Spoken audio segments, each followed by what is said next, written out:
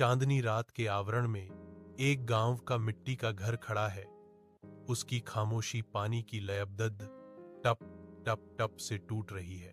दीपक, गहन एकाग्रता की एक आकृति, बाहर बैठा है। उसका चेहरा दूर की स्ट्रीट लाइट की हल्की चमक में दृढ़ संकल्प के साथ खुदा हुआ है।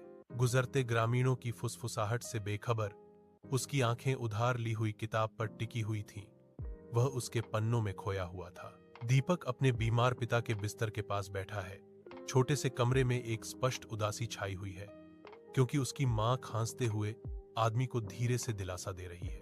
दिन में दीपक एक मजदूर के रूप में काम करता है। उसके हाथ मिट्टी और पसीने से सने होते हैं और उसके चेहरे पर पारिवारिक जिम्मेदारी का बोझ झलकता है। रात में वह एक मंद स्ट्रीट लाइट के नीचे पढ़ाई करता है, अपनी मां के शब्दों से प्रेरित होकर। मेरे बेटे, गरीबी नियति नहीं है, यह परिस्थिति है। कई साल बाद दीपक, जो अब एक वर्दीधारी अधिकारी है, अपने गांव के चमकते हुए नए स्कूल के सामने गर्व से खड़ा है, जो उसकी जीत का प्रतीक है।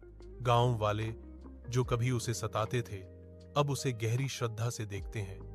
उनका पिछला उपहास अब मौन प्रशंसा में बदल गया है।